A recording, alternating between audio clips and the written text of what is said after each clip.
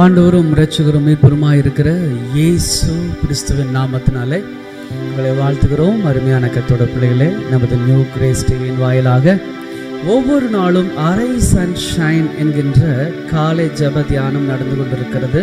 இந்த நிகழ்ச்சியில் கலந்து கொள்ளுங்கள், இந்த ஜபத்தில் கலந்து கொள்ளுங்கள், அநேகருக்கு இதை அறிமுகப்படுத்துங்கள். கர்த்தர் உங்களை ஆசீர்வதிப்பாராக. நாம் இந்த ஆராதனைக்காக ஜெபிப்போம்.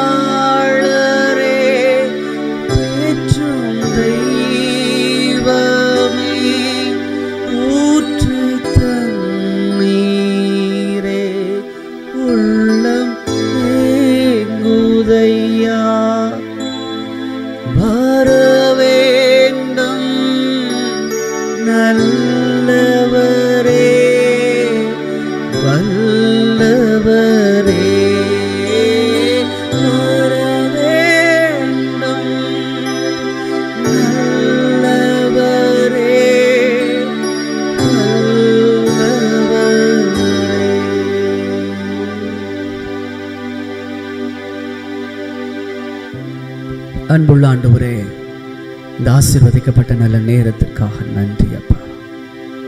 தூய ஆவியானவரே வாங்க, என் மூத்த பங்காளரே வாங்க. இந்த அரை சன்ஷைன், இந்த காலை ஜப தியானத்தில் நீர் வந்து நடத்த ஜெபிக்கிறோம். பாடல் ஆராதனை, வேத வாசிப்பு, செய்தி வேலை, ஜெபம், ஆசீர்வாதம், அத்தனை பகுதிகளையும் நீர் ஆசீர்வதித்துக் கொள்ளும். இயேசு கிறிஸ்துவின் நாமத்தில் ஜெபிக்கிறோம். பரிசுத்தம் உள்ள எங்கள் பரலோக பிதாவே, ஆமென். கர்த்தருடைய ஆவியானவர் உங்களை ஆசீர்வதிப்பாராக. இப்பொழுது கூட நாம் ஒரு பாடலை பாடி கர்த்தரை துதித்து மகிமைப்படுத்துவோம். God bless you. ஆமென். ஹல்லேலூயா. எத்தனை பேர் என்று சந்தோஷமா இருக்கிறீர்கள்? ஆமேன். இந்த காலை வேளையிலே நியூ கிரேஸ் டிவியின் வாயிலாக நாம் ஒவ்வொரு நாளும் நம்முடைய தேவனை துதித்து அவருடைய நாமத்தை உயர்த்தி வருகிறோம். ஹல்லேலூயா, ஹல்லேலூயா, ஆமேன்.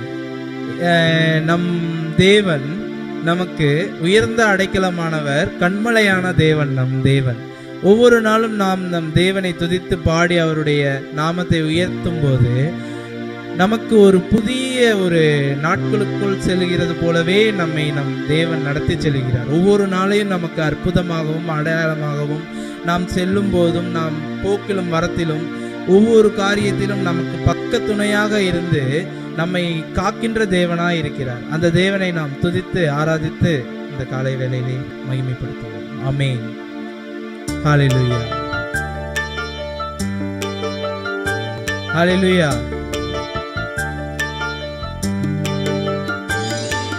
கர்த்தரே கண்மலையானவர், கண்ணுறங்காமலே காப்பவர். கர்த்தரே கண்மலையானவர், கண்ணுறங்காமலே காப்பவர். நல்ல நண்பன் வல்ல தேவன் என் ஜீவனே, எந்தன் சுகமே, எந்தன் பலனே, என் சுவாசமே. நல்ல நண்பன் வல்ல தேவன் என் ஜீவனே, எந்தன் சுகமே, எந்தன் பலனே, என் சுவாசமே. காருண்யமே இயேசுவே, என் மனவாளனே,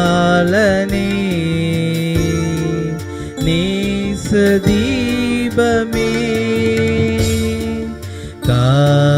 காருண்யமே, ஹல்லேலூயா, இயேசுவே, என் மனவாளனே,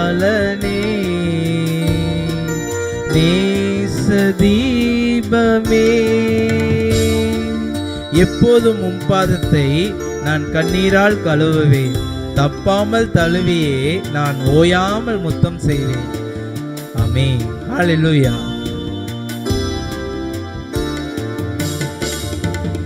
எப்போதும் உம் பாதத்தை நான் கண்ணீரால் கழுவேன்.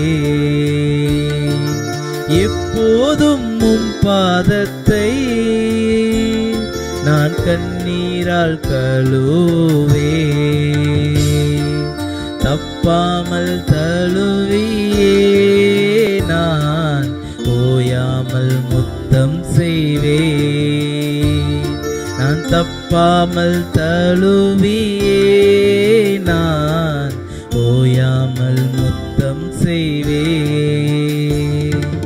கர்த்தரே கண்மலையானவர், கண்ணுறங்காமலே காப்பவர். கர்த்தரே கண்மலையானவர், கண்ணுறங்காமலே காப்பவர். என்னை விட்டு நீங்காத என் நல்ல பங்கு நீரே, என் நெஞ்சத்திலே தங்கும் வெள்ளை போல சென்றே. ஹல்லேலூயா.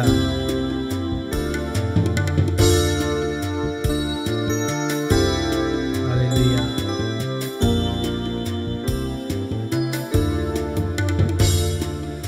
என்னை விட்டு நீங்காத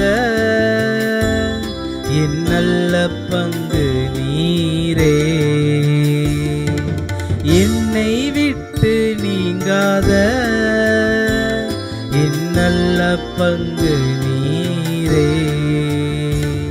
என் நெஞ்சத்திலே தங்கும் வெள்ளை போல சென்றே. என் நெஞ்சத்திலே தங்கும்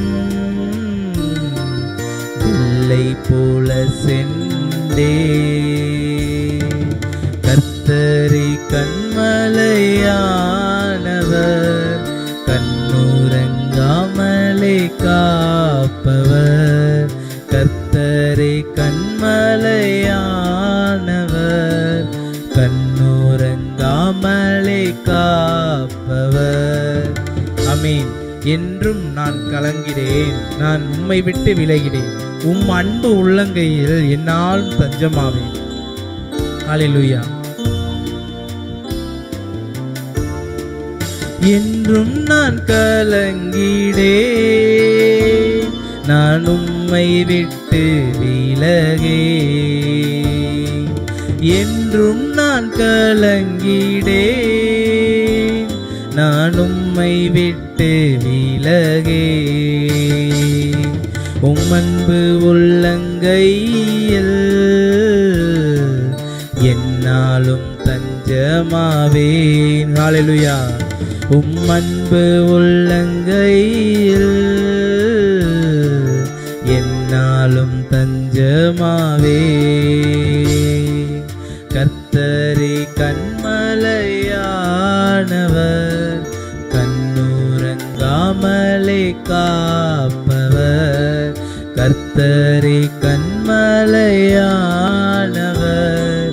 கண்ணுறங்காமலே காப்பவர்.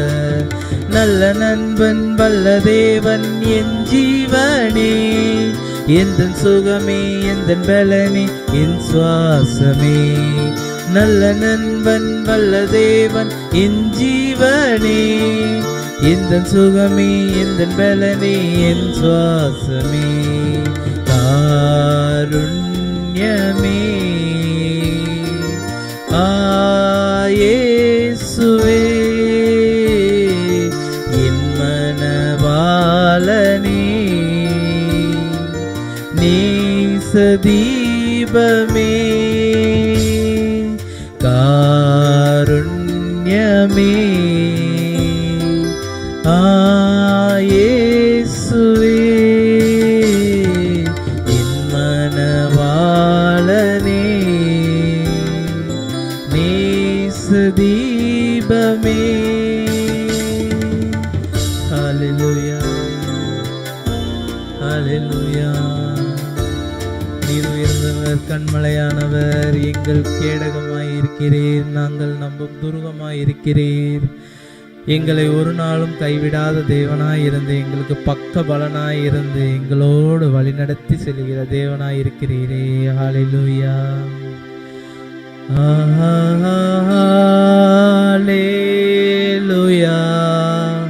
ஹல்லேலூயா. ஹல்லேலூயா. ஹல்லேலூயா.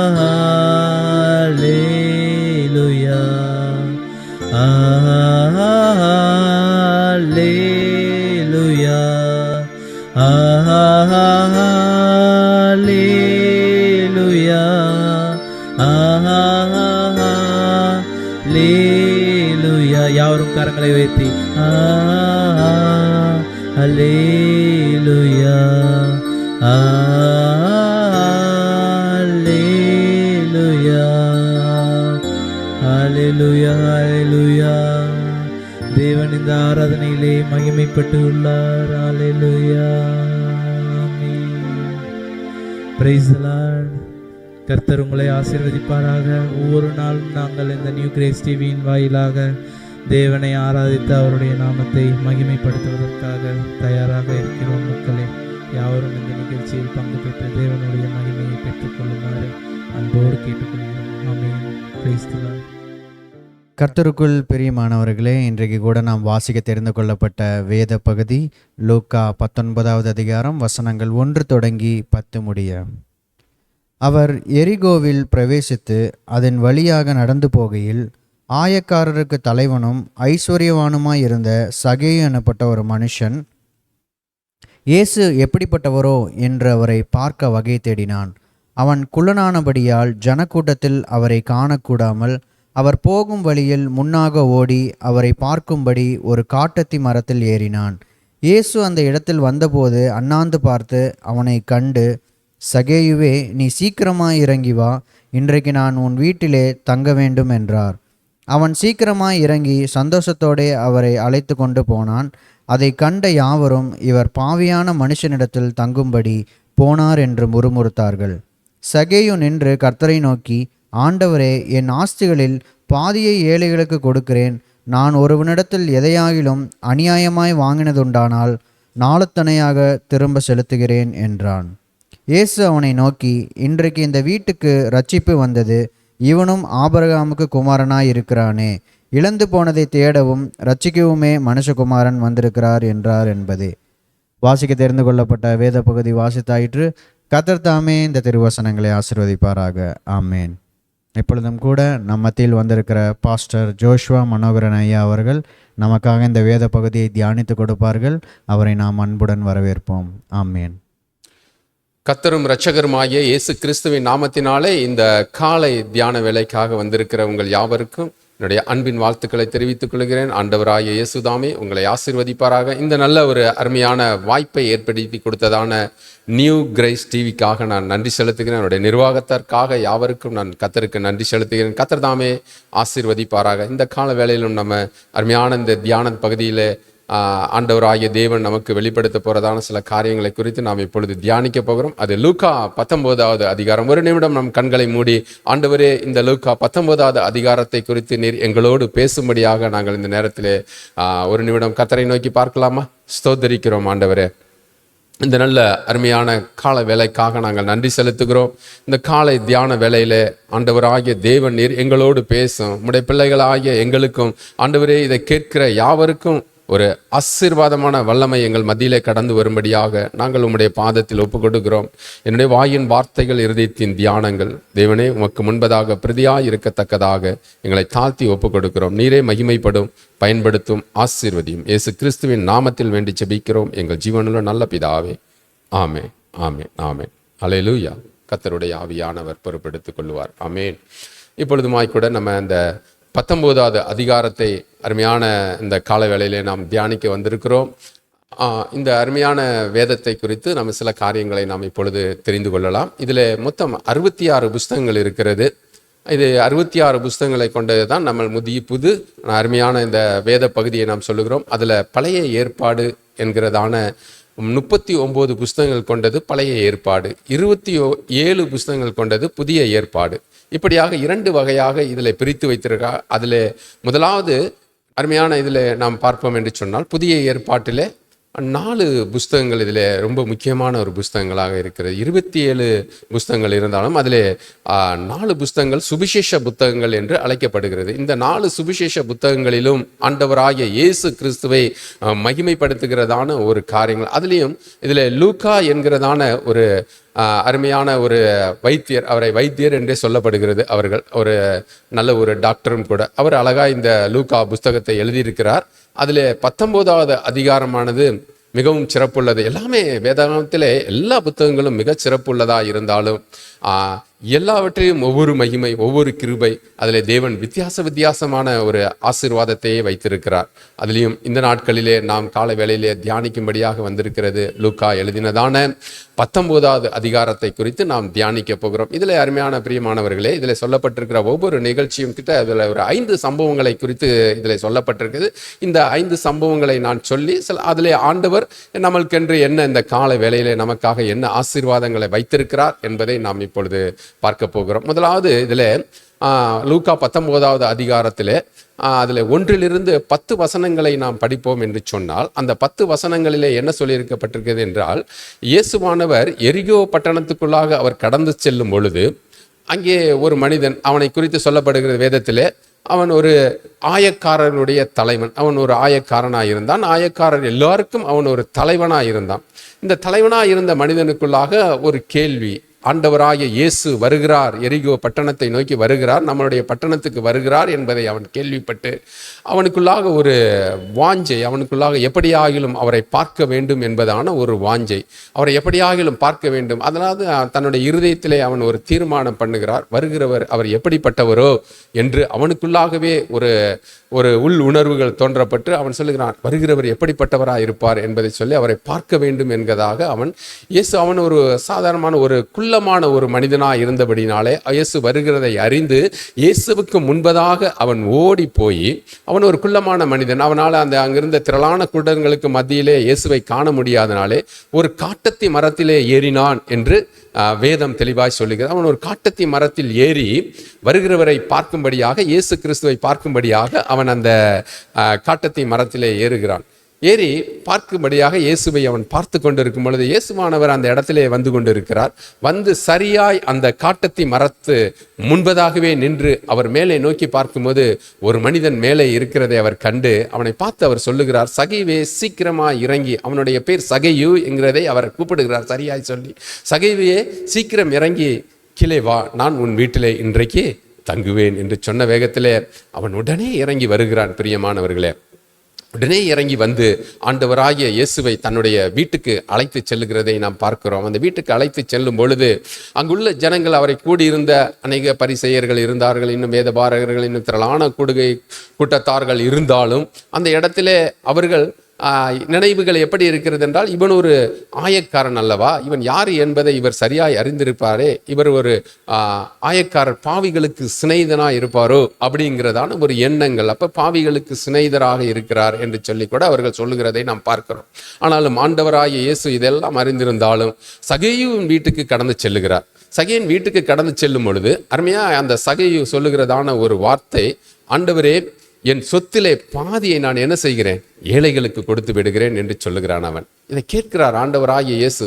எதனால இவன் இப்படி சொல்லுகிறான் என்று நாம் பிற்பாடு நான் சொல்லுகிறேன். இதை குறித்து அவன் சொல்லுகிறான், என்னுடைய சொத்துக்களிலே, என்னுடைய பணத்திலே, என்னுடைய சம்பத்திலிருந்து, என்னுடைய சொத்துக்களிலிருந்து நான் பாதியை ஏழைகளுக்கு நான் கொடுத்து விடுகிறேன் என்று சொல்ல. அதோடு மாத்திரமல்ல, நான் யாரிடத்திலேயாவது அநியாயமாய் ஏதேனும் வாங்கியிருந்தால் நாளத்தனையாக நான் திருப்பி கொடுக்கிறேன் என்று ஆண்டவரிடத்திலே அவன் வாக்கு கொடுக்கிறதை பார்க்கிறோம். பிரியமான தேவ ஜனமே, இதிலிருந்து நாம் என்ன தெரிந்து கொள்கிறோம் என்று சொன்னால், அவனுடைய உள்ளத்திலே, நான் காட்டத்தி மரத்தில் இருக்கும்போது என்னை யாரென்றே அறியாதவர் என்னுடைய பெயரை சொல்லி என்னை அழைக்க இவர் வல்லமை உள்ள ஒரு தேவனாய் இருந்தால், என்னை அழைக்க இவருக்கு எவ்வளவு வல்லமை இருந்தால், இவர் உண்மையிலேயே இவர் தேவனாகிய கர்த்தர் என்பதை அவன் சரியாய் அறிந்து அவரிடத்திலே மறைக்கிறதற்கு ஒன்றுமல்ல, என்னுடைய மறைவுகள், நான் செய்த பாவங்களை அவருக்கு முன்பதாக மறைக்க முடியாது, எல்லாவற்றையும் அவர் காண்கிற தேவனாய் இருக்கிறார் என்பதை அவன் சரியாய் புரிந்து கொண்டபடியினாலே தான் அவன் சொல்லுகிறான், என்னுடைய சொத்திலிருந்து என்னிடத்துல இருக்கிற எல்லா சம்பத்திலிருந்து நான்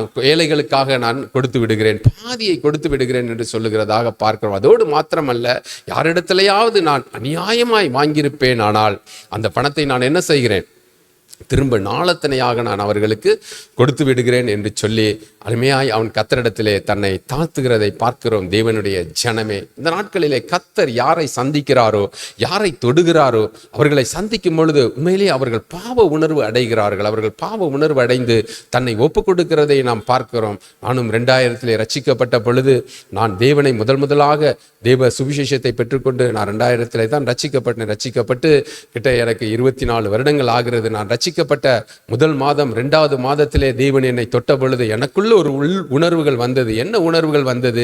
இது நாள் வரையிலும் என்னுடைய எல்லா பாவங்களை, என்னை குறித்த எல்லா காரியங்களும் இவர் அறிந்திருக்கிறார், ஒருவர் அதை பார்த்திருக்கிறார், ஒருவர் அதை தெரிந்து வைத்திருக்கிறார் என்பதை நான் என்று உணர ஆரம்பித்தனோ அப்பொழுது என்னுடைய உள்ளத்திலே மெய் தேவனாகிய கர்த்தர் ஒருவர் இருக்கிறார், வானத்தையும் பூமியையும் உருவாக்கின ஒரு தேவன் உண்டு, அவர் கண்களுக்கு மறைவானது ஒன்றுமில்லை என்கிறதான ஒரு உணர்வு அடையத்தக்கதாக நான் உணர்வடைந்தேன். அப்படித்தான் சகை உணர்வடைந்திருப்பான் என்று நான் விசுவாசிக்கிறேன். தேவனுடைய ஜனமே, சகை உணர்வடைந்தபடியினாலே தான் சொல்லுகிறான், நான் என் சொத்துகளிலே என்னுடைய எல்லா ஐஸ்வர்யத்திலும் இருந்து பாதி பணத்தை நான் ஏழைகளுக்கு கொடுத்து விடுகிறேன். அதோடு மாத்திரமல்ல, அநியாயமாய் நான் யாரிடத்திலேயாவது வாங்கியிருப்பேன் என்று சொன்னால் அதை நான் நாளத்தனையாக திருப்பி கொடுக்கிறேன் என்று அவன் சொன்ன வேகத்திலே அருமையான ஆண்டவர் அவனை பார்த்து சொல்லுகிறதான ஒரு காரியம், இன்றைக்கு உன்னுடைய வீட்டுக்கு ரட்சிப்பு வந்தது என்று சொல்லி அவன் மாத்திரம் ஆசீர்வதிக்கப்படல, அவனுடைய முழு குடும்பத்தை பார்த்து ஆண்டவராகிய இயேசு சொல்லுகிறதான ஒரு காரியம், இன்றைக்கு உன்னுடைய வீட்டுக்கு ரட்சிப்பு வந்தது. உன்னுடைய தலைமுறை சந்ததிகளுக்கு, உன்னுடைய வீட்டார், உன்னுடைய குடும்பத்தார் யாவரையும் ஆண்டவர் ரட்சிக்க வல்லமை உள்ள தேவனாய் இருக்கிறபடினாலே உன் வீட்டுக்கு இன்றைக்கு ரட்சிப்பு வந்தது. வீடு என்று சொன்னாலே வீட்டிற்குள்ள நம்ம யாரெல்லாம் இருக்கிறோம் என்பதை நான் நினைத்து பார்ப்போம். நம்முடைய பெற்றோர்கள், நம்முடைய பிள்ளைகள், மனைவி என்று அநேக உறவினர்கள் இருக்கிறதை நாம் பார்க்கிறோம். ஆண்டவராகிய தேவன் அதைத்தான் சொல்லுகிறார், உன் வீட்டுக்கு இன்றைக்கு ரட்சிப்பு வந்தது என்று சொல்லி. இப்படியாக தேவன் சமூகத்திலே நாம் தாழ்த்துவோம் என்று சொன்னால் நிச்சயமாகவே கர்த்தர் நம்மை மாத்திரமல்ல நம்மளுடைய முழு வீட்டாரையும் ஆசீர்வதிப்பார். அப்பொழுது நாம் என்ன சொல்லுவோம், நானும் என் வீட்டாருமோ என்றால் கர்த்தரையே சேவிப்போம் என்று சொல்லி அப்படியாய் தேவனுக்கு நாம் கீழ்ப்படுகிறவர்களாய் இருப்போம். தேவனுடைய பிள்ளைகளே, இந்த நாளிலே நாம் அப்படியாக சகையை எப்படி தன்னை தாழ்த்தினானோ, சகையை குறித்து சொல்லும் போது அவன் பெரிய ஆயக்காரர்களுடைய தலைவன் என்று சொல்லப்படுகிறது. அப்படி என்றால் அவனுடைய ஐஸ்வர்யத்தின் மிகுதி அதிகமாக இருந்திருக்கும். அவன் பெரிய ஒரு சம்பூர்ணமுள்ள ஒரு மனிதனாகத்தான் அவன் வாழ்ந்திருக்க முடியும். அவன் தன்னை தாழ்த்தி ஒப்பு கொடுக்கிறான். தேவனுடைய சமூகத்திலே ஒப்பு கொடுக்கும் பொழுது நிச்சயமாகவே கர்த்தர் அவனையும் அவன் வீட்டாரையும் ஆசீர்வதித்து உயர்த்தி, அதோடு மாத்திரமல்ல அவன் வீட்டுக்கு ரட்சிப்பு வந்ததோடு மாத்திரமல்ல இவனும் ஆபிரகாமுடைய மகனாய் பிள்ளைகளாய் இருக்கிறார்களே என்று சொல்லி, ஆபிரகாமுக்கு பிள்ளையாய் இருக்கிறானே என்று சொல்லி அவனை ஆசீர்வதித்தார். ஆபிரகாமுக்கு கொடுத்த ஆசீர்வாதம் மகா மேன்மை உள்ளது.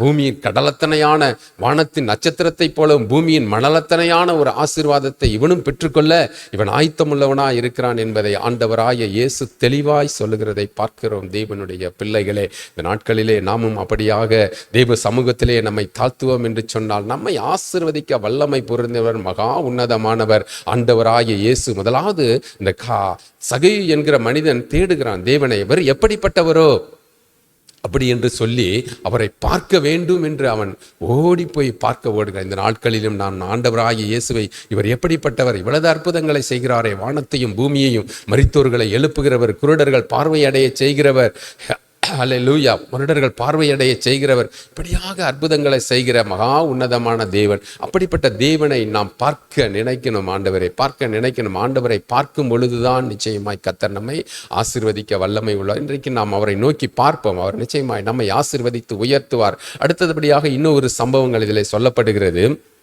என்ன சொல்லப்படுகிறது என்று சொன்னால், அதிலே பார்ப்போம் என்று சொன்னால், இதில் வேதாகமத்திலே அருமையாக சொல்லப்படுகிற 11வது வசனத்திலிருந்து 27வது வசனம் வரையிலும் சொல்லப்படுது. ஒரு பெரிய மிகுதியான ஒரு பிரபு, ஐஸ்வர்யவான் என்று சொல்லப்படுகிறது. மத்தேயு 21வது அதிகாரத்தில் படித்தோம் என்று சொன்னால் அதிலே ஐஸ்வர்யவான் என்று சொல்லப்பட்டிருக்கிறது. ஒரு பிரபுவாகிய ஒரு ஐஸ்வர்யவான் என்ன பண்ணுகிறார், தன்னுடைய ராஜ்யத்தை பெற்றுக்கொள்ளும்படியாக தன்னுடைய ஐஸ்வர்யத்தை எல்லாம் தன்னுடைய ஊழியக்காரர்களை சிலரை கூப்பிட்டு, இவைகளை நீங்கள் சம்பாதித்து இதை நீங்கள் ஐஸ்வர்யம் கொள்ளும்படியாக, நீங்கள் அநேக தாளந்துகளை சம்பாதிக்கும்படியாக வேண்டும் என்று சொல்லி சில ஊழியக்காரரை தன்னிடத்திலே அழைக்கிறதை பார்க்கிறோம். அழைத்து ஒருத்தனுக்கு 10 ராத்தலும், ஒருத்தருக்கு 5 ராத்தலும், ஒருவனுக்கு 1 ராத்தலுமாக கொடுக்கிறதாக இந்த வேத பகுதியிலே சொல்லப்படுகிறது. அந்த எஜமானனானவர் கொடுத்துவிட்டு அவர் தூர தேசத்துக்கு போகிறார். தன்னுடைய ராஜ்யத்தை அவர் எப்படியாகிலும் சம்பாதித்து கொள்ள வேண்டும், அந்த ராஜ்யத்தை பெற்றுக்கொள்ள வேண்டும் என்று அவர் தூர தேசத்துக்கு போகிறதாக இந்த வேத பகுதியிலே சொல்லப்படுகிறது. அருமையாய் இந்த கொடுக்கப்பட்டதான தாளந்துகளை பெற்றுக்கொண்டவர்கள் அதை எடுத்துக்கொண்டு போய் சரியாய் பயன்படுத்துகிறார்கள். அதை பயன்படுத்தி 10 ராத்தலை பெற்றவன் 10 ராத்தலுக்காக சம்பாத்தியத்தை மீண்டும் 10 ராத்தல் அவன் மறுபடியும் பெற்றுக்கொள்ளுகிறதாக பார்க்கிறோம். 5ஐ பெற்றுக்கொண்டவன் 5ஐ சம்பாதித்தான். 1ஐ பெற்றுக்கொண்டவன் அதை தேவனிடத்திலே பெற்றுக்கொண்டு அதை புதைத்து வைத்ததாக அந்த இடத்திலே சொல்லப்படுகிறது. ஒரு சீலையிலே வைத்து, ஒரு துணியிலே வைத்து அதை அவன் புதைத்து வைத்ததாக சொல்லப்படும். திரும்ப அந்த பிரபு வாங்கிய எஜமானன் திரும்பி வந்து, நான் கொடுத்த தாளந்துகளை எப்படியாகிலும் இவர் என்ன செய்திருக்கிறார்கள் என்பதை அறிந்து கொள்ளும்படியாக அவர்களை திரும்பி அழைக்கிறதை நாம் பார்க்கிறோம். பிரியமான தேவனுடைய ஜனமே, அவர்களை அழைத்து அவர் கேட்கிறார், நான் கொடுத்து போனேனே, நீங்கள் என்ன பண்ணியிருக்கிறீர்கள், இதுவரைக்கும் என்ன செய்தீர்கள் என்று பார்க்கும்போது அவர்கள் சொல்லுகிறார்கள், நீர் 10 தாளந்தை எனக்கு கொடுத்து விட்டு போனீர், நான் அதை 10 சம்பாதித்தேன். உண்மையுள்ள ஊழியக்காரன் நீர், உண்மையாய் நடந்து கொண்ட, கொஞ்சத்தில் உண்மை உள்ளவனாய் இருக்கிறபடினாலே நீர் அநேகத்துக்கு ஆசீர்வதிக்கப்படுவாய் என்று சொல்லி அவனுக்கு 10 பட்டணங்களை கொடுக்கிறதாக பார்க்கிறோம். அதே 5 ராத்தலை பெற்றுக்கொண்டவனும் அப்படியாக வந்து சொல்லுகிறார், நீர் எனக்கு 5 ராத்தல் கொடுத்து சென்றீர், 5 சம்பத்தை கொடுத்து சென்றீர், நான் அதிலிருந்து 5 காரியங்களை நான் சம்பாதித்தேன் என்று சொல்லுகிறார். சொல்லி அவரையும் பார்த்து சொல்லுகிறார், உண்மை உள்ள ஊழியக்காரனே, நீர் பரிபூரணத்தை பெற்றுக்கொள்ளுவாய், நீ 5 தாளந்தை பெற்றுக்கொள்ள 5 பட்டணங்களை நான் உனக்கு தருகிறேன் என்று சொல்லி ஆண்டவர் அவர்களை ஆசீர்வதிக்க 10ஐ பெற்றுக்கொண்டவன் 10 பட்டணத்தை பெற்றுக்கொண்டதாகவும் 5ஐ பெற்றுக்கொண்டவர்கள் 5 பட்டணத்தை பெற்றுக்கொண்டதாகவும் பார்க்கிறோம். சிற்பாடு அவர் என்ன பண்ணுகிறார், 1 தாளந்தை பெற்றவனை அழைக்கிறார். நீர் என்ன பண்ணினா என்று கேட்கும் பொழுது, நான் அதை நீர் விதைக்காத இடத்திலே நான் விதைக்காதபடிக்கு அதை பத்திரமாக பாதுகாத்தேன் என்று சொல்லுகிறதை நாம் பார்க்கிறோம். அந்த இடத்திலே அந்த 1 தாளந்தை பெற்றவனை அவர் சொல்லுகிறார், நீ யாராவது காசுக்காரன் இடத்திலே கொடுத்திருக்கலாமே, கொடுத்திருந்தால் ஒருவேளை அவர்களால் அதை சம்பாதித்திருப்பார்களே என்று சொல்லி அவனுக்கு நியாய தீர்ப்பு வழங்குகிறதை நாம் பார்க்கிறோம். தேவனுடைய ஜனமே, இது ஒரு ஊழியக்காரரை கொடுத்து சொல்லுகிறதான ஒரு காரியங்களாய் கூட இருக்கலாம். இன்றைய நாட்களிலே வல்லமையாய் ஊழியம் செய்கிற மனிதர்களும் உண்டு, நல்ல வல்லமையை பெற்றுக்கொண்டு ஊழியம் செய்கிற மனிதர்கள் உண்டு, அநேக ஆத்துமாக்களை ஆதாயப்படுத்துகிறவர்கள் உண்டு, அநேக ஆதாயப்படுத்துகிறவர்கள் ஆசீர்வதிக்கப்படும். அதனால தான் ஆண்டவர் சொல்லுகிறார், கொஞ்சத்தில் உண்மை உள்ளவன் எல்லா விதத்திலும் சம்பூர்ணமான ஆசீர்வாதத்தை பெற்றுக்கொள்ளுவான் என்று வேதம் சொல்லுகிறது. 5 தாளந்தை, ஒருவேளை நான் சின்ன பட்டணங்களில் தானே ஊழியம் செய்கிறேன், நான் பெரிய பட்டணங்களில் இல்லையே என்று சொல்லி சிறிய பட்டணங்களிலே ஊழியம் செய்தாலும் அவர்கள் அந்த இடத்திலேயும் ஆசீர்வதிக்கப்படுகிறார்கள். ஹல்லேலூயா. ஆனால் எல்லாவற்றையும் பெற்றுக்கொண்டு அவர்கள் ஒன்றுமே செய்யாமல் இருக்கிறவர்களும் உண்டு. ஆனாலும் பெற்றுக்கொண்டவர்களை கர்த்தர் ஆசீர்வதிக்கும் பொழுது அவர்களை சிறப்பாய் ஆசீர்வதிக்கிறதை பார்க்கிறோம். உண்மை உள்ளவன் என்று சொல்லி, கொஞ்சத்தில் உண்மை உள்ளவனாயிருந்தாய், அதனாலே நீ அநேக காரியங்களிலே ஆசீர்வதிக்கப்படுவாய் என்று சொல்லி அந்த 1 தாளந்து பெற்றவனிடத்திலே அந்த தாளந்தை எடுத்து அவனிடத்திலிருந்து பெற்றுக்கொண்டு அதை 10 தாளந்தை பெற்றவனிடத்திலே அதை கொடுக்கிறதை நாம் பார்க்கிறோம். பிரியமானவர்களே, அப்பொழுது அங்குள்ளவர்கள் கேட்கிறார்கள், ஏற்கனவே 10 தாளந்து இருக்கிறதே, அவர்களுக்கு ஏன் நீர் அப்படி கொடுக்கிறீர் என்று கேட்கும் பொழுது, உள்ளவன் எவனோ அவனுக்கு கொடுக்கப்படும், இல்லாதவன் எவனோ அவனிடத்திலிருந்து எடுக்கப்படும் என்பதாக ஆண்டவராகிய தேவன் சொல்லுகிறதை பார்க்கிறோம். தேவனுடைய ஜனமே, நாம் கொஞ்சம் பெற்றிருக்கிறோமோ அதிகம் பெற்றிருக்கிறோமோ அதையெல்லாம் தேவனுடைய சமூகத்திலே ஒன்றுமல்ல, ஆனால் நாம் என்ன செய்கிறோம் என்பதைத்தான் தேவன் பார்க்கிறார். பரிபூரணத்தை நம் மேல் வைக்க ஆசைப்படுகிறார். கர்த்தராகிய தேவன் உண்மையுள்ள ஊழியக்காரர்கள் மேல் ஆசீர்வாதத்தின் மேல் ஆசீர்வாதம், இன்றைக்கும் இன்மைக்கு மாத்திரமல்ல மறுமையிலும் அவர்கள் ஆசீர்வதிக்கப்படுவார் என்று சொல்லித்தான் வேதம் தெளிவாய் சொல்லுகிறது. என் பிதாவாகிய தேவனை ஒருவன் மகிமைப்படுத்தினால் அவனை ஆசீர்வதித்து உயர்த்துகிற தேவனாகவே இருக்கிறார் என்று சொல்லிதான் ஆண்டவராகிய இயேசு தெளிவாய் சொல்லுகிறார். அவருடைய வல்லமையான ஊழியங்களை செய்யும் பொழுது, வரங்களோடு வல்லமைகளோடு செய்யும் பொழுது அவர்கள் உண்மையிலே இன்றைக்கும் அப்படிப்பட்ட தெய்வ மனிதர்கள் இன்றைக்கும் பூமியிலே இருக்கிறார்கள். உண்மையாய் ஊழியம் செய்கிறவர்கள் அவர்கள் பரிபூர்ண ஆசீர்வாதத்தை பெற்று தேவனுடைய சமூகத்திலே உண்மை உள்ளவர்களே என்று அழைக்கப்படுகிற மனிதர்கள் உண்டு. நானும் அநேகரை பார்த்திருக்கிறேன். அநேகர் ஊழியம் செய்கிற மனிதர்கள் உண்டு. அவர்களை கர்த்தர் இன்னும் ஆசீர்வதித்து உயர்த்துவார். இப்படியாக இந்த இடத்துல இப்படியாக கூட நாம் இந்த காரியத்தை தெளிவுபடுத்திக் கொள்ளலாம். இன்னும் நீங்கள் இதை ஆராய்வீர்கள் என்று சொன்னால் தேவன் இன்னும் அநேக காரியங்களை உங்களுக்கு வெளிப்படுத்த வல்லமை உள்ள தேவனாய் இருக்கிறார். ஹல்லேலூயா. நிச்சயமா அடுத்தபடியாக ஒரு சம்பவத்தை குறித்து வேதம் சொல்லுகிறது தெளிவாக. ஒரு பட்டணத்துக்குள்ளாக அவர் எருசலேமை நோக்கி வரும் பொழுது, அவர் ஒலிவமலை இந்த பகுதிகளிலே அவர் வரும் பொழுது அங்கே பெத்தானியா என்கிறதான ஒரு கிராமத்துக்குள்ளாக அவர் வருகிறதாக பார்க்கிறோம். அங்கே வருகிறவர் தம்முடைய 2 சீசர்களை அழைத்து அவர் ஊருக்குள்ளாக, நீங்கள் கிராமத்துக்குள்ளாக போங்கள், போய் அங்கே ஒருவரும் ஏறிடாத ஒரு கழுதை குட்டியை நீங்கள் பார்ப்பீர்கள், அந்த கழுதைக்குட்டியை என்ன செய்கிறீர்கள், நீங்கள் அவிழ்த்து கொண்டு வாருங்கள் என்று சொல்லி அவர்களை அனுப்புகிறார். அப்பொழுது அவர்கள் கேட்கிறார்கள், ஆண்டவரே, அவர்கள் கேட்டால் நான் என்ன சொல்லுவேன், இது ஆண்டவருக்கு வேண்டும் என்று சொல்லுங்கள், போதும், ஆண்டவருக்கு வேண்டும் என்று சொல்லி அதை கொண்டு வாருங்கள் என்று சொல்லி அனுப்புகிறதாக பார்க்கிறோம். அதே போல அவர்கள் அந்த கிராமத்துக்குள்ளாக கடந்து செல்லுகிறார்கள். சீசர்கள் கடந்து சென்று அந்த ஒருவரும் ஏறிடாத ஒரு கழுதை குட்டியை அவர்கள் அந்த இடத்திலே அவிழ்த்து கொண்டு வருகிறதை பார்க்கிறோம். அங்குள்ள கழுதை குட்டியுடைய எஜமானன் கேட்கிறார், ஏன் இதை அவிழ்க்கிறீர்கள் என்று கேட்கும்பொழுது அவர்கள் சரியாய் ஆண்டவர் சொன்னதை அப்படியே சொல்லுகிறார்கள், ஆண்டவருக்கு இது வேண்டும் என்று சொல்லுகிறார்கள். அழகாய் அதை கொண்டு வருகிறார்கள். அந்த கழுதை குட்டியை கொண்டு வந்து தன்னுடைய வஸ்திரங்களை, சீசர்கள் என்ன செய்கிறார்கள், தன்னுடைய வஸ்திரங்களை, தன்னுடைய துணிகளை எடுத்து அந்த கழுதையின் மேல் போட்டு ராஜாவாகிய இயேசுவை அந்த கழுதை குட்டியின் மேலே ஏற்றி அவர்கள் அதில் உட்கார வைத்து விட்டு சொல்லுகிறார்கள்,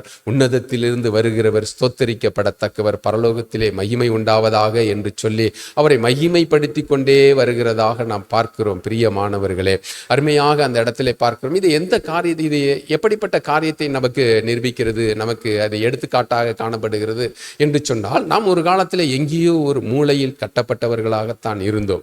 தேவனை அறியாத காலத்திலே, நாங்கள்லாம் ஒரு காலத்திலே தேவனை அறியாத ஒரு சூழ்நிலையிலிருந்து இன்றைக்கு தேவனை அறிந்து தேவ சமூகத்திலே வந்தவர்கள் தான். அறியாத காலத்திலே எங்கேயோ கட்டப்பட்டிருந்தோம், உலகத்திலே கட்டப்பட்டிருந்தோம், சாபத்திலே கட்டப்பட்டிருந்தோம், பாவத்திலே கட்டப்பட்டிருந்தோம். ஒரு கட்டு, இந்த உலகம் எங்களை கட்டித்தான் வைத்திருந்தது. எந்த வழியிலும் முன்னேற முடியாதபடிக்கு, எந்த வழியிலும் நாங்கள் பிழைக்க முடியாதபடிக்கு இந்த உலகமானது மனிதர்களை ஒரு கட்டு கட்டி தான் வைத்திருக்கிறது. அல்லேலூயா. பாவம் அவர்களை கட்டி வைத்திருக்கிறது. அப்படியாகத்தான் இந்த உலகத்திலே கட்டப்பட்டிருக்கார். நானும் அப்படித்தான் கட்டப்பட்டிருந்தேன். ஆண்டவராகிய இயேசு என்றைக்கு எனக்கு வேண்டும் என்று சொன்னாரோ அன்றைக்கு என்னுடைய கட்டுகள் அறுக்கப்பட்டது. ஹல்லேலூயா. அதே போலதான் இந்த நாட்களிலே ஆண்டவராகிய தேவன் அந்த கழுதை போல் தன்னை தாழ்த்துகிறார். கழுதை குட்டியை தானே அவருக்கு சொன்னார். எனக்கும் கழுதை குட்டிக்கும் என்ன சம்பந்தம் என்று நாம் நினைக்கலாம். பிரிய மாணவர்களே, கழுதையை போல் தன்னை தாழ்த்தினவர்களாய் இருக்கணும். ஆண்டவரை சுமக்கிற நாம் ஒரு கழுதை குட்டியை போல் நாம் மாறுகிறவர்களாய் இருக்கணும். கழுதை குட்டி ஆண்டவரை சுமந்து சென்றது. அதனாலே தான் அங்குள்ள சீசர்கள், தேவன் உன்னதத்திலிருந்து வருகிற, பரலோகத்திலிருந்து வருகிறவர், சமாதானத்துக்குரியவர், அவர் சமாதான பிரபு, அவர் ஸ்தோத்தரிக்கப்படத்தக்கவர், மகிமையின் ராஜா என்று சொல்லி அவரை அழகாய் மகிமைப்படுத்தினதாக பார்க்கிறோம். இந்த நாட்களிலும் நாம் இயேசுவை நாம் சுமக்கிறவர்களாக, நம்முடைய இருதயத்திலே ஆண்டவரை சுமக்கிறவர்களாக, போகிற இடங்களிலெல்லாம் தேவனாகிய கர்த்தருடைய நாமத்தை நாம் பறைசாற்றும் போது, தேவனுடைய நாமத்தை நாம் பிரசங்கிக்கும் பொழுது, அவருடைய நாமத்தை எடுத்து சொல்லும் பொழுது, உன்னதத்திலிருந்து வந்தவர் ஸ்தோத்தரிக்கப்படத்தக்கவர், எல்லாராலும் புகழப்படத்தக்கவர் அவர். ஹல்லேலூயா.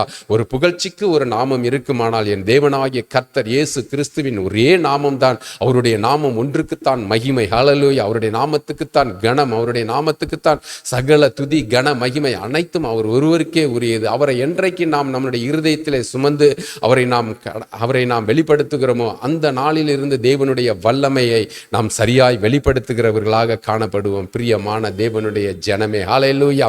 அதனால தான் அங்கு சுற்றி இருந்தவர்கள் கேட்டார்கள், இவருடைய சீசர்கள் இப்படியாக பேசிக்கொண்டு வருகிறார்களே, இவர்களை செவனின் இருக்க சொல்லும், கம்மன் என்று இருக்க சொல்லும், இவர்கள் பேசாதபடிக்கு அமைதியாக இருக்க சொல்லும் என்று சொல்லி அவரை அமைதிப்படுத்துகிறதாக பார்க்கிறோம். அதில் அழகாய் சொல்லுகிறது 40வது வசனம் இப்படியாக, லூக்கா 19வது அதிகாரம் 40வது வசனம் தெளிவாய் சொல்லுகிறதை நாம் பார்க்கிறோம். தேவனுடைய பிள்ளைகளே, இவர்கள் பேசாமல் இருந்தால் கல் பேசும் என்று சொல்லுகிறார். ஹல்லேலூயா.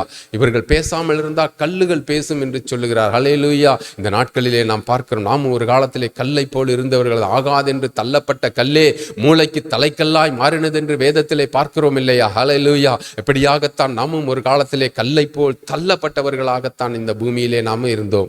ஆனாலும் தேவன் நம்மை எடுத்தார். ஹல்லேலூயா. நம்மை எடுத்து அவர் மூளைக்கு தலைக்கல்லாக நம்மை மாற்றினார். தேவனுடைய பிள்ளைகளே, ஹல்லேலூயா. அவர் மாற்ற வல்லவர். நம்மை மூளைக்கு தலைக்கல்லாக வைப்பார். எந்த குடும்பம் உன்னை புறக்கணித்ததோ, யார் நீ ஆகாதென்று உன்னை தள்ளினார்களோ, யார் ஒன்றுக்கும் உதவாதவன் என்று சொன்னார்களோ, அவர்கள்தான் அந்த இடத்திற்கு, அந்த வீட்டுக்கு, அந்த தொழிலுக்கு அவனை தலைக்கல்லாக, அவனை மூளைக்கல்லாக மாற்ற தேவன் வல்லமை உள்ள தேவனாய். அதனால தான் அப்படிப்பட்ட ஒரு வார்த்தை வார்த்தையை சொல்லுகிறதாக நாம் பார்க்கிறோம் வேதத்திலே. தேவனுடைய பிள்ளைகளை, இந்த நாட்களிலும் நாம் அப்படியாக தேவ சமூகத்திலே நம்மை தாழ்த்தும் பொழுது தேவன் நம்மை உயர்த்த வல்லமை உள்ள தேவனாய் இருக்கிறார். ஹல்லேலூயா. நம்மளை உயர்த்துவதோடு மாத்திரமல்ல, நம்மளை ஆசீர்வதிக்கிறதிலே வல்லமை உள்ள தேவனாகிய கர்த்தர். அவர் நம்மளை ஆசீர்வதிக்காமல் அவர் ஓய்கிறதில்லை என்று சொல்லியிருக்கார். நம்மளை உயர்த்தி நம் தலைகளை உயர்த்தி எந்த இடத்துல எல்லாம் வெட்கப்பட்டு போனோமோ, எந்த இடத்திலெல்லாம் அவமானப்பட்டு போனோமோ, அந்த இடங்களிலெல்லாம் நம்மை ஆசீர்வதித்து அந்த இடத்திலே நம்மை மகிமைப்படுத்த கர்த்தர் வல்லமை உள்ள தேவனாய் இருக்கிறார். அதைத்தான் அழகாய் சொல்லுகிறது ரோமர் 8வது அதிகாரம் 30வது வசனம். நீங்கள் படிப்பீர்கள் என்று சொன்னால் அதிலே அழகாய் சொல்லு, எவர்களை நான் முன்குறித்தேனோ அவர்களை நான் அழைத்திருக்கிறேன், எவர்களை நான் அழைத்தேனோ அவர்களை நான் நீதிமானாக்கி இருக்கிறேன், எவர்களை நான் நீதிமானாக்கினேனோ அவர்களை நான் மகிமைப்படுத்தியிருக்கிறேன் என்று அழகாய் சொல்லுகிறதாக வேதாகமத்திலே பார்க்கிறோம். மகிமைப்படுத்துவார் கர்த்தர். நம்மை மகிமைப்படுத்தி பூமியிலே நம்மை தலையை போல் ஹல்லேலூயா தலைக்கல்லாக பயன்படுத்த நம்முடைய ஆண்டவர் வல்லமை உள்ள தேவனாய் இருக்கிறார். தேவனுடைய பிள்ளைகளே, ஹல்லேலூயா.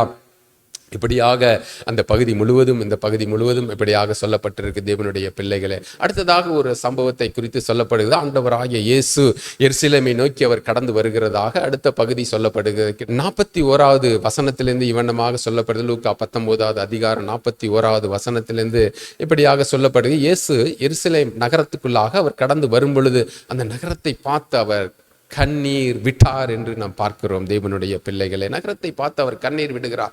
எதற்காக கண்ணீர் விடுகிறார்? ஒரு நிமிடம் நாம் அந்த வேதத்தை நாம் படித்தோம் என்று சொன்னால் ரொம்ப தெளிவாக சொல்லப்பட்டிருக்கு. படிக்கலாமா அந்த வசனத்தை? 41, 42வது வசனத்தை நாம் படிப்போம். அவர் சமீபமாய் வந்தபோது நகரத்தை பார்த்து அதற்காக கண்ணீர் விட்டார். உனக்கு கிடைத்த இந்த நாளிலே ஆகிலும் உன் சமாதானத்துக்கு ஏற்றவைகளை நீர் அறிந்திருந்தால் நலமாயிருந்திருக்கும், இப்பொழுது அவைகள் உன் கண்களுக்கு மறைக்கப்பட்டிருக்கிறது என்று சொல்லி அழகாய் சொல்லுகிறார். உன் சமாதானத்துக்காக இந்த நாட்களை நீ அறிந்திருப்பாயானால் அது உனக்கு நலமாயிருக்கும் என்று சொல்லி அந்த இடத்திலே பார்க்கிறோம். தேவனுடைய பிள்ளை, இந்த நாட்களை நீர் சரியாய் அறிந்திருந்தால் அது உனக்கு நலமாயிருக்கும் என்று சொல்லி அந்த ஜனங்களை பார்த்து அவர் கண்ணீர் விடுகிறார். ஏன் என்று சொன்னால், உனக்கு சமாதானத்தின் நாட்கள், உன்னுடைய நாள் இது, உன்னுடைய ரட்சிப்பின் நாள் இது, உன்னுடைய சமாதானத்தின் நாள் இது. இந்த நாளிகையை நீர் அறிந்திருப்பாயானால் அது உனக்கு நல்லதா இருந்திருக்குமே, மேன்மையா இருந்திருக்குமே. ஆனாலும் உன் கண்கள் கண்டும் அதை காணாத போல் இருக்கிறதே என்று சொல்லி ஆண்டவர் ஆகிய தேவன் கண்ணீர் வடிக்கிறார். உன் சமாதானத்துக்குரிய இந்த நாளை, ஏன் என்று சொன்னால் ஆண்டவராகிய தேவன் வானத்தையும் பூமியும் உருவாக்கின சர்வ வல்லமை உள்ள மகா பெரிய தேவன் மனித அவதாரம் எடுத்து தாழ பூமியிலே இறங்கி வந்தார். இறங்கி வந்ததோடு மாத்திரமல்ல, அவர் அநேகரை சுகமாக்குறவராகவும் அற்புதங்களை செய்கிறவராகவும் எல்லோரையும் ரட்சிக்கிற ஜனமாகவும் ரட்சிக்கிற தேவனாகவும் இந்த பூமியிலே கடந்து வருகிறதை நாம் பார்க்கிறோம். தேவனுடைய பிள்ளை, அதனால தான் இந்த நாட்களை நீர் அறிந்திருந்தால் உனக்கு சமாதானம் உண்டாயிருக்குமே. அப்படிப்பட்ட நாட்கள், நானே வானத்தையும் பூமியும் உண்டாக்கின சகல சிருஷ்டிக்கும் எஜமானாகிய கர்த்தராகிய தேவன், நான் தாழ மனித அவதாரம் எடுத்து தாழ பூமியிலே வந்து இந்த நாட்களிலே சமாதானத்தை நான் வைத்திருக்கிறேன் என்று சொன்ன தேவன், இந்த நாட்களிலே வந்த என்னை நீங்கள் அறியாதிருக்கிறபடினாலே இந்த நாளை நீர் அறிந்திருப்பாயானால் உனக்கு சமாதானம் உண்டாயிருக்குமே என்று சொல்லி அவர் கண்ணீர் விடுகிறார். ஐயோ, என்னை அறியாத நாட்கள் எவ்வளவு, இத்தனை மனிதர்கள் என்னை அறியாதபடிக்கு அவர்கள் வீணாய் போகிறார்களே என்று சொல்லி தன்னுடைய ஜனங்களை பார்த்து, தன்னுடைய ஜனங்களை நினைத்து அவர் அந்த இடத்திலே கண்ணீர் விடுகிறதாக பார்க்கிறோம். தேவனுடைய பிள்ளைகளே, ஏனென்று கேட்டால் இந்த நாட்களிலே இயேசுவை அறிவிக்கிற தேவனுடைய பிள்ளைகள் அநேகர் உண்டு. இந்த நாட்கள் ஒரு சமாதானத்தின் நாட்கள். இந்த நாட்களிலே தான் தேவனாகிய கர்த்தர் மனிதர்களை ஆசீர்வதிக்கிறார். அதோடு மாத்திரமல்ல, அவர்களை உயர்த்தி அவர்களை மேன்மைப்படுத்துகிறார் என்று இந்த நாட்களிலே பார்க்கிறோம். இதுதான் சமாதானத்தின் நாட்கள். இந்த நாட்களை அறிகிற அறிவு மனிதர்களுக்கு வேண்டும். தேவனுடைய பிள்ளைகளை, இந்த நாட்களை அறியாதனாலே தான் தேவனாகிய கர்த்தர் அன்றைக்கு வந்ததிலிருந்து இன்றைய வரையிலும் அப்படிப்பட்டதான வார்த்தையை சொல்லுகிறார். இந்த நாட்களை நீர் அறிந்திருந்தாயானால் உனக்கு அது நலமாய் இருந்திருக்குமே என்று சொல்லி அந்த இடத்திலே அவர் சொல்லுகிறதை பார்க்கிறோம். தேவனுடைய பிள்ளைகளை, இது நல்ல ஒரு தருணம், அருமையான ஒரு நாள். ஏனென்று சொன்னால், இன்றைக்கு உலகம் முழுவதும் ஆண்டவராகிய இயேசு கிறிஸ்துவனுடைய ராஜ்யத்தின் சுவிசேஷமானது அறிவிக்கப்பட்டு கொண்டு வருகிறது. இயேசு கிறிஸ்து இன்னார் என்பதை சரியாய் அறிவித்து கொண்டு வருகிறார்கள். இன்னும் தேவனுடைய ஊழியர்கள் எழும்பி கர்த்தர் ராஜரீகம் பண்ணுகிறவர், அவர் மகத்துவத்தை அணிந்து கொண்டிருக்கிறார், நீதியை கச்சையாய் கட்டி கொண்டிருக்கிறார், ஆகையால இந்த பூச்சக்கரம் அசையாதபடிக்கு நிலை பெற்றிருக்கிறது என்று தேவனுடைய ராஜ்யத்தை குறித்து சுவிசேஷ சுவிசேஷமாய் அறிவிக்கிற ஜனங்கள் உண்டு. இந்த நாட்களிலே தேவனுடைய ராஜ்யத்தின் சுவிசேஷம் பூலோகம் எங்கிலும் அறிவிக்கப்பட்டு கொண்டு வருகிறது. தேவனுடைய பிள்ளைகளை, அதைத்தான் ஆண்டவர் சொல்கிறார். இந்த நாளை நீர் அறிந்திருப்பாயானால் இது உனக்கு நலமாய் இருந்திருக்குமே என்று சொல்லி ஆண்டவர் இந்த இடத்திலே கண்ணீர் வடிக்கிறதை நாம் பார்க்கிறோம். தேவனுடைய பிள்ளைகளே, நீங்கள் இந்த நாட்களிலே நாம் கர்த்தராகிய தேவனை அறிந்து கொள்ளும். அதற்காகவே அவர் தாழ பூமியிலே மனித அவதாரம் எடுத்து இறங்கி வந்தவர்.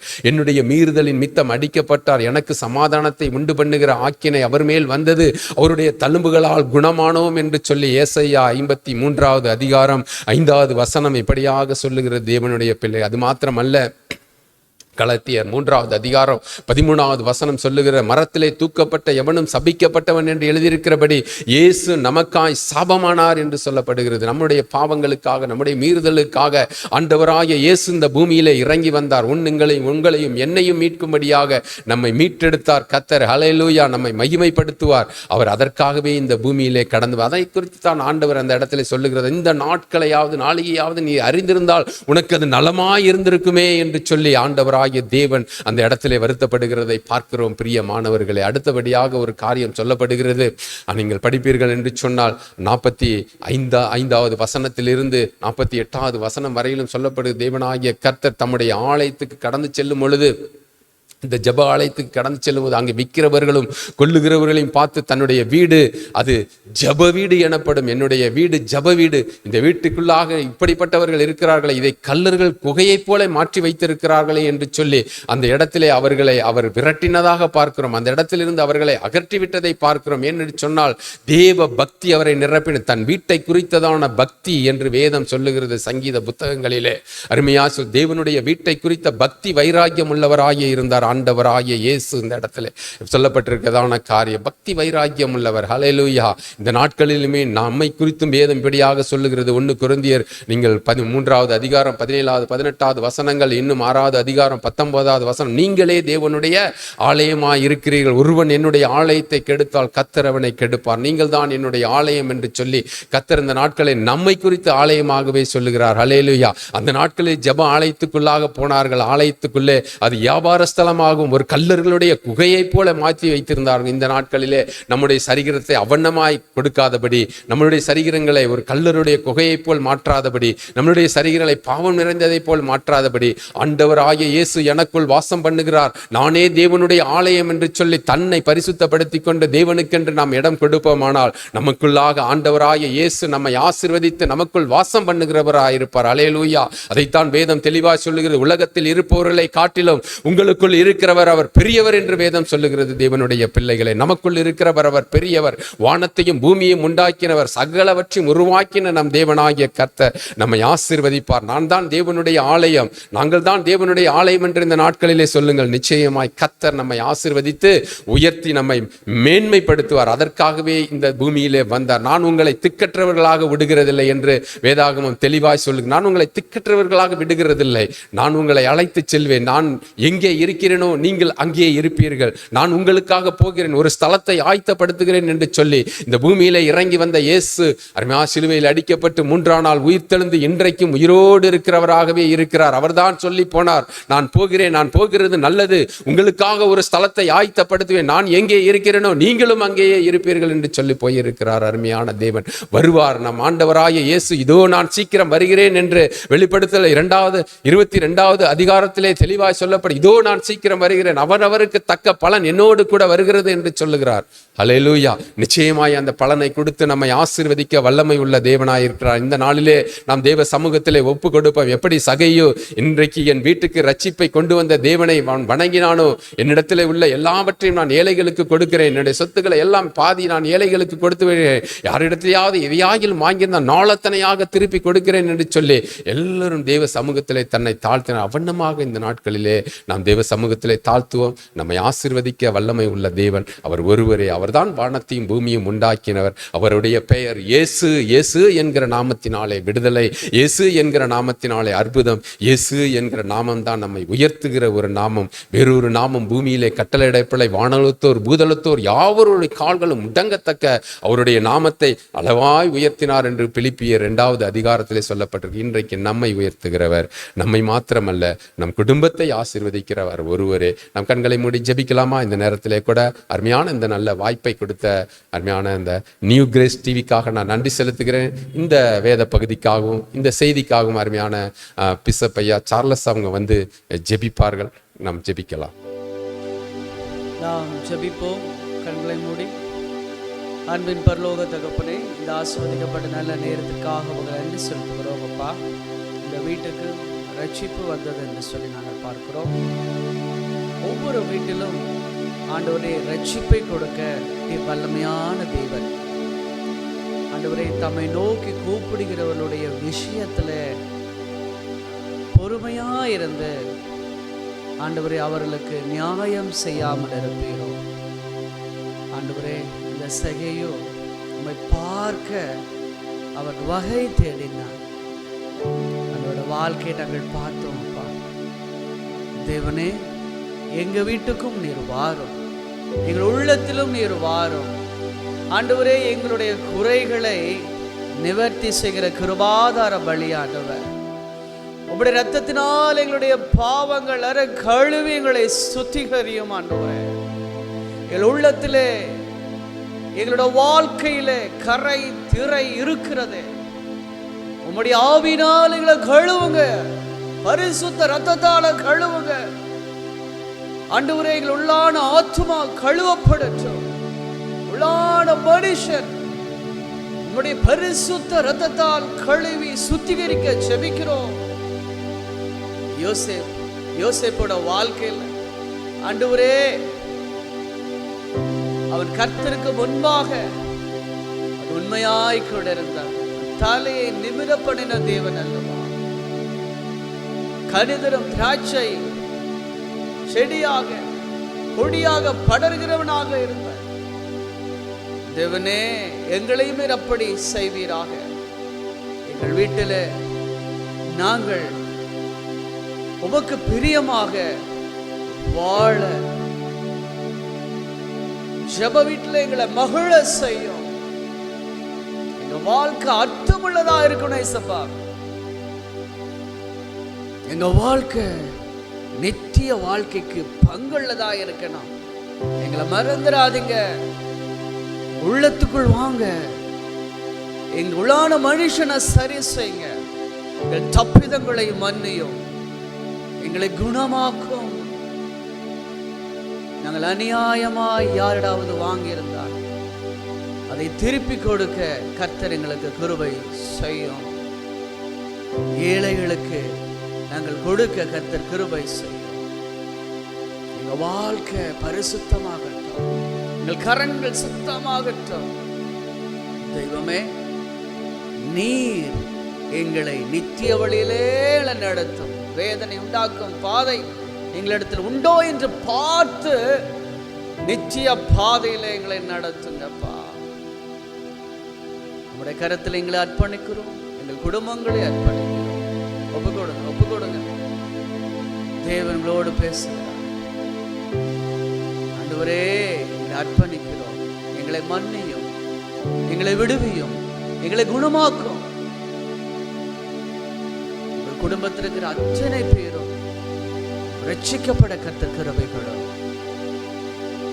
இயேசு கிறிஸ்துவின் நாமத்தில் ஜெபிக்கிறோம்.